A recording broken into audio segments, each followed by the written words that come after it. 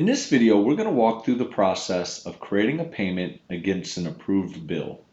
We'll start by going to the Accounts Payables, Bills, and we'll go to the Waiting to be Paid queue. These are all the bills that have already gone through the approval process and are ready to be paid.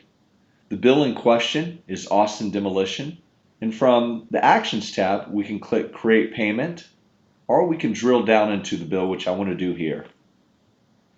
This opens up the bill, and we can see all the relevant details like the attached bill, the transaction date. We can see that there's an attached conditional progress lien waiver. We can see comments between the various stakeholders, and we can see that James, the project manager, has already approved the bill, the date and time, as well as Amber from Finance. Now I'm going to click the Action tab, Create Payment, and this is going to create a payment that defaults to today for the transaction date and posting period. The payment method is direct deposit, but we can choose paper check. We can choose which account it's going to come from.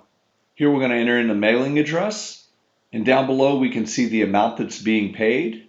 We can include a memo and add any attachments. When I click Save, this is going to do a couple of things. One, you'll see the linked payment inside the bill, and if we go over to checks, you can see a new check waiting in a queue ready to be printed.